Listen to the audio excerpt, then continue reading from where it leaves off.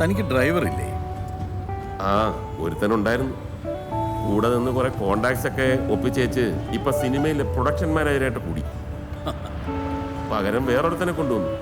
ഈ ഭാവിയിലെ യേശുദാസ് എന്നൊക്കെ പറഞ്ഞു നടക്കുന്ന ഒരു കൃഷ്ണനുണ്ട്. ഇന്നേതോ പാട്ട് പരിപാടിയായിട്ട് പോയിരിക്കുക.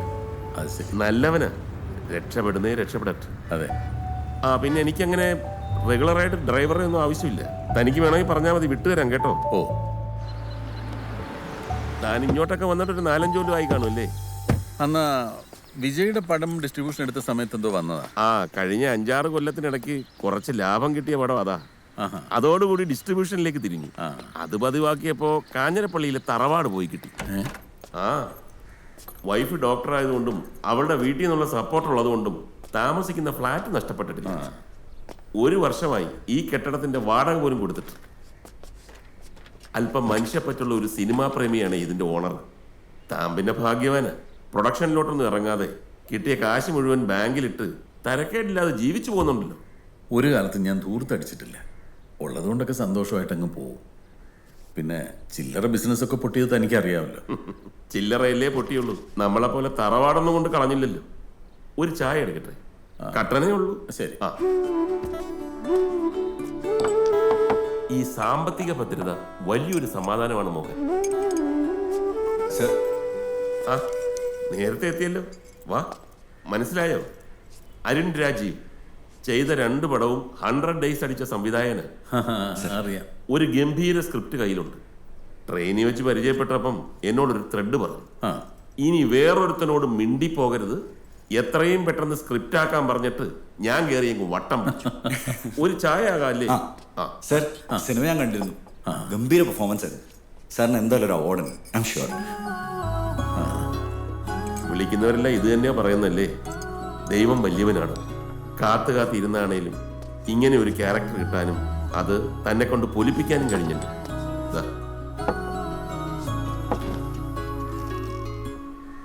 ഈ പ്രോജക്റ്റ് ഇപ്പൊ എന്റെ കച്ചിത്തുരുമ്പ. തന്റെ പടത്തിൽ അഭിനയിച്ചില്ലേ പുതിയ നായകൻ കൃപേഷ്? പുള്ളിയുടെ ഒരു അപ്പോയിന്റ്മെന്റ് കിട്ടിയിട്ടുണ്ട്.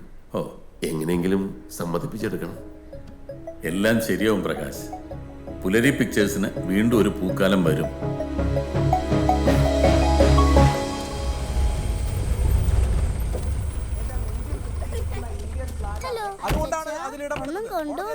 ഞാനൊന്നും കൊണ്ടുവന്നില്ല, കൊച്ചച്ഛൻ കൊണ്ടുവന്നിട്ടുണ്ടേ.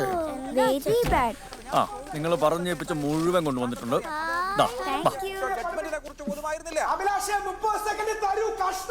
എന്താ അഭിലാഷേ കൊടുക്കണ്ട മോനെ അഭിലാഷേ? ആ, വെറും 30 സെക്കൻഡ് അല്ലേ? കൊടുക്കണ്ട അഭിലാഷേ. കുളിക്കാൻ ചൂടുവെള്ളം അഭിലാഷത്ത് കൊടുക്കുന്നേ.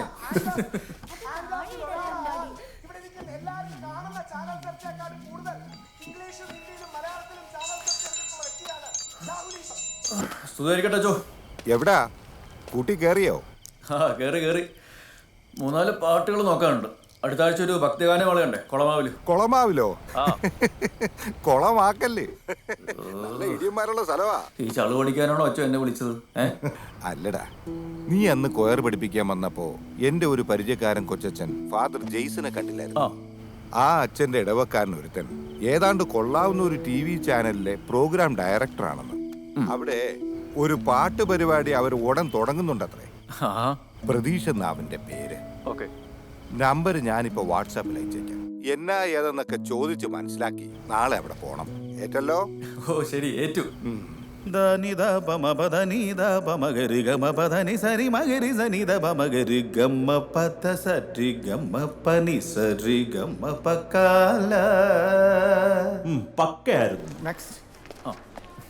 ഇവിടെ പേരും സൈനും ഓക്കെ ആണോ? ഈ പ്രോഗ്രാം പ്രൊഡ്യൂസർ പ്രതീഷ് അകത്ത് കൺസോളുണ്ട്. സർ കണ്ടസ്റ്റന്റ് ആണോ? അതെ. കുട്ടി പാടാൻ വന്നാണോ? പണ്ട് ഞങ്ങളുടെ കോളേജിൽ സർ മലയാളം ഗ്രൂപ്പ് സോങ് പഠിപ്പിക്കാൻ വന്നിട്ടുണ്ടായിരുന്നു. ഞാൻ ഈ സമയമുള്ളപ്പോൾ വെറുതെ സമയം കളയാൻ വേണ്ടി. ഹലോ, ഇവിടെ നിന്ന് പഞ്ചാരടിക്കാതെ അകത്തേക്ക് ഇല്ല. അല്ല, എനിക്കിവിടെ ആരെയും പരിചയമില്ല. ഈ പ്രോഗ്രാം പ്രൊഡ്യൂസർ പ്രതീഷിന്റെ ഫ്രണ്ടാ. ഡോ ശരി, അടുത്ത ആള്.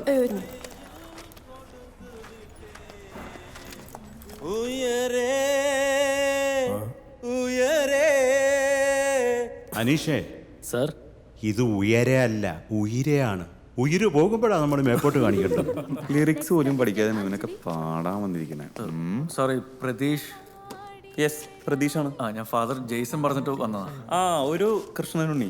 അതെ അതെ. പക്ഷെ ഫാദർ ഒരാളുടെ കാര്യം മാത്രം പറഞ്ഞോളൂല്ലോ. ഞാൻ ഒരാളേ ഉള്ളൂ, ഈ കൃഷ്ണനും ഉണ്ണിയും ഞാൻ തന്നെ. അപ്പൊ ഈ കൃഷ്ണനുണ്ണിയാ? അല്ല, ഞാൻ പാടാൻ വേണ്ടി വന്നതാ. പിന്നെ പ്രദീപ് സാറ് ബെസ്റ്റ് ഫ്രണ്ടാന്ന് പറഞ്ഞപ്പോൾ പരിചയപ്പെടാലോ എന്ന് വിചാരിച്ചു. ഈ ബെസ്റ്റ് ഫ്രണ്ട് ഒന്നല്ല, ജസ്റ്റ് ഫ്രണ്ട്സ് ആണെന്ന് വെറുതെ ജസ്റ്റ് ഒന്ന് താൻ എന്റെ ഫ്രണ്ട് ആയത് എപ്പോഴാണ്? അത് ഈ ഫ്ലോയിൽ ഇങ്ങനെ കാഷ്വൽ ആയിട്ട് ഉരുളുണ്ട്. അപ്പോൾ ഞാൻ ടാഗ് എടുത്ത് തരാം. നെക്സ്റ്റ് തന്നെ വിളിപ്പിച്ച് കഴിഞ്ഞാൽ പടം റെഡി അല്ലേ? അടുത്ത് തന്നെ വിളിക്കാം. അവിടെ. Thank you sir.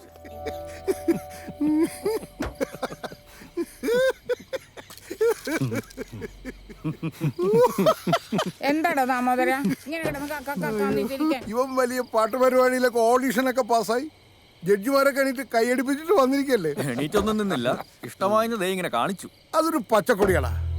രുക്കുവേടത്തിൽ പറയുന്ന പോലെ ഭാവിയിൽ ഒരു യേശുദാസാകാനുള്ള പച്ചക്കൊടി. എനിക്ക് എല്ലാവരോടും ഒരു കാര്യം ചോദിക്കാനുണ്ട്. അതായത് ഇവനിപ്പം ഈ റിയൽ എസ്റ്റേറ്റ് പരിപാടിയിലേക്ക് കയറി കഴിഞ്ഞ സ്ഥിതിക്ക് റിയാലിറ്റി ഷോ എന്തോ ആവട്ടെടാ, ഇനിയും ആ പ്രൊഡ്യൂസറുടെ ഡ്രൈവറായിട്ട് പോണോ? ഈ പാട്ടിൽ തന്നെ ശ്രദ്ധ കേന്ദ്രീകരിച്ചാൽ പോരെ? ഈ സംവിധായകരെയൊക്കെ പരിചയപ്പെടുത്തും, സിനിമയിൽ പാട്ട് പാടിക്കുമെന്നൊക്കെ പറഞ്ഞിട്ട് ഇതുവരെ വല്ലതും നടന്നു?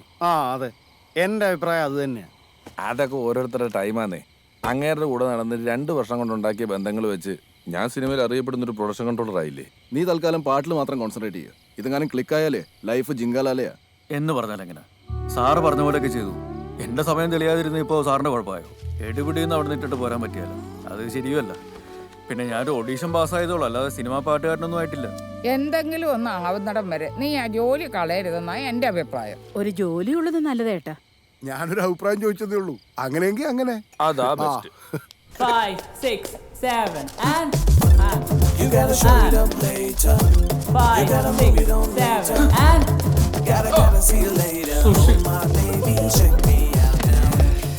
അതെ, നമ്മൾ അങ്ങോട്ടാണ് ഇത്ര മസിൽ പിടിക്കേണ്ട ഒരു കാര്യമില്ല. സിമ്പിൾ സ്റ്റെപ്പ് അല്ലേ, അതിന് ഇത്ര ബലം പിടിക്കേണ്ട ആവശ്യം എന്താ? അതല്ലേ, ബലം പിടിക്കാണ്ടിരുന്ന മതിയല്ലേ? മതി. എന്താ വെച്ചിരിക്കുന്നത്? പൊട്ട സ്റ്റെപ്പ്. തനിങ്ങോട്ട് വന്ന് എന്താ കൃപേഷ്? അല്ല സാറേ, ഷർട്ട് തുന്നാൻ അറിയോ? ഇല്ല. പൊറോട്ട അടിക്കാൻ അറിയോ? ബീഫ് കറി ഉണ്ടാക്കാൻ അറിയോ? അറിയില്ല. ഇതെല്ലാം ഞാൻ വൃത്തിയായിട്ടേ. തനിക്കറിയാവുന്ന കാര്യം എനിക്കറിഞ്ഞൂടാ, എനിക്കറിയാവുന്ന കാര്യം തനിക്കറിഞ്ഞൂടാ. ഇപ്പൊ മനസ്സിലായി സാർ. അപ്പൊ ഇനി ഇവിടെ കിടന്ന് ഓവർ സ്മാർട്ട് ആയി കഴിഞ്ഞു കഴിഞ്ഞാൽ സ്റ്റാർസിനെ റെസ്പെക്ട് ചെയ്യുന്ന നല്ല കോറിയോഗ്രാഫേഴ്സിനെ ഞാൻ കൊണ്ടുവരും. തന്നെ ഗെറ്റ് ഔട്ട് അടിക്കും. വേണ്ട സാർ, സാറിന്റെ ഇഷ്ടം പോലെ കളിച്ചു. പ്രകാശ് സാർ, ഞാനിപ്പോ വരാം. ഈസി ആയിട്ടുള്ള കുറച്ച് സ്റ്റെപ്സ് സെറ്റ് ചെയ്ത് വെക്കുക. അങ്ങനെ ആയിക്കോട്ടെ സാർ. ശീലമായി പോയി സാർ. സ്ക്രിപ്റ്റായിട്ട് വന്നായിരിക്കും അല്ലേ? യെസ്, ഡീറ്റെയിൽഡ് ആയിട്ടുണ്ട്. സാർ, ഞാൻ ഒരു കാര്യം പറയുന്നത് കൊണ്ടിട്ട് അഹങ്കാരോടൊന്നും വിചാരിക്കരുത്. എന്താ? ഞാൻ ആകെ 6 പടം ചെയ്തിട്ടുള്ളൂ. അതിൽ 4 പടങ്ങൾ 100 ഡേയ്സ് ഓടിയ പടങ്ങളാണ്. ഇപ്പോൾ 2 പടം തിയേറ്ററിലുണ്ട്, ഗംഭീരമായിട്ട് ഓടുന്നുണ്ട്. ദൈവസാഹചന്റെ ഒരു സിനിമയും തുടങ്ങിയിട്ട് നിന്ന് പോയിട്ടില്ല. ഞാൻ പറഞ്ഞു വരുന്ന സാറിന് എന്നെ കൊണ്ട് ഈ സിനിമ കംപ്ലീറ്റ് ചെയ്യാൻ പറ്റുമെന്നുള്ളതല്ലേ. എന്റെ ഏത് സിനിമയാണ് വഴി കിടന്നിട്ടുള്ളതെന്നും അന്വേഷിച്ചു നോക്കും. അല്ല സാർ, ഞാൻ കൃപേശനെ തർക്കിച്ച് പറഞ്ഞല്ല. ബട്ട് ബിലീവ് മീ, എൻ്റെ കുറെ NRI ഫ്രണ്ട്സ് ഫണ്ട് ഇൻവെസ്റ്റ് ചെയ്യും. ഇതെപ്പോൾ ചെയ്യാമെന്ന് പറ, അത്രേ ഉള്ളൂ. Fund ready.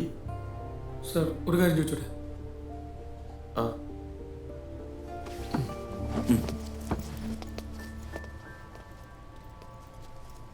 ഇൻവെസ്റ്റേഴ്സ് വരും, ഫണ്ട് റൈസ് ചെയ്യുമെന്ന് കേൾക്കാൻ നല്ല സുഖമുണ്ട്. ഇതുപോലെ നടക്കുമോ? പ്രകാശ് സാറ് സിനിമയെ ഒരുപാട് സ്നേഹിക്കുന്ന ഒരു റിയൽ പ്രൊഡ്യൂസറാണ്. ഇങ്ങനത്തെ ഒരു തകരാൻ പാടില്ല. കൃപേഷ് എന്തായാലും ആ സ്ക്രിപ്റ്റ് ഒന്ന് വായിക്കും. തൻ്റെ സ്ക്രിപ്റ്റ് അല്ലേ, വായിക്കാനൊന്നുമില്ല. സാർ, നമ്മൾ പ്രൊസീഡ് ചെയ്യുന്നുണ്ടെങ്കിൽ മൊത്തം പൈസ ബാങ്കിലിട്ട് ആ സ്റ്റേറ്റ്മെന്റ് എന്നെ ഒന്ന് കാണിക്കാൻ പറ്റുമെന്ന് വെച്ചാൽ അഹങ്കാരമോ സാർ? ഇല്ല, ഒരിക്കലല്ല. ഓക്കെ, എന്നാൽ നമുക്ക് ഇരിക്കാം സാർ. അരുൺ, ജിബി സാർ, ഞാൻ നേരത്തെ പറഞ്ഞ പോലത്തെ ടഫായിട്ടുള്ള സ്റ്റെപ്സ് ഒന്ന് കാണിച്ചേ. പുല്ല്. സാർ എന്നെ സമ്മതിച്ചു. ഇങ്ങനെയൊക്കെ ബോധിപ്പിക്കേണ്ട കാര്യമുണ്ട്. നമുക്ക് വേറെ ആളെ നോക്കാം. ഞാനിപ്പോൾ ഒരു സക്സസ്ഫുൾ പ്രൊഡ്യൂസർ അല്ലല്ലോ. അതുകൊണ്ട് എവിടെ ചെന്നാലും ടോർച്ചറിങ്ങും ഓവർ റൂളിങ്ങും ഒക്കെ ഉണ്ടാവും. ഇയാളെ വെച്ച് പടം ചെയ്താൽ ഇപ്പം നമ്മൾ സേഫാണ്. അത്യാവശ്യം സാറ്റലൈറ്റ് റൈറ്റ് ഉണ്ട്, ഓഡിയനുണ്ട്. അതിനേക്കാൾ ഉപരി നമ്മുടെ കയ്യിൽ ഒതുങ്ങുന്ന ബഡ്ജറ്റിൽ പടം തീരും. എന്നാലും ബാങ്ക് സ്റ്റേറ്റ്മെന്റ് ഒക്കെ ചോദിക്കാന്ന് പറഞ്ഞാൽ അയാൾ അയാളുടെ നിലനിൽപ്പിനെ കുറിച്ച് ബോധേഡാവുന്നു. അങ്ങനെ കണ്ടാൽ മതി. പിന്നെ അരുൺ, നമ്മൾ തോറ്റു നിൽക്കുന്ന സമയത്ത് ഈ ഈഗോയും ദുരഭിമാനവും ഒക്കെ മടക്കി പോക്കറ്റ് വെക്കുന്നതാണ് നല്ലത്. അനുഭവത്തിൽ നിന്ന് പറയുക.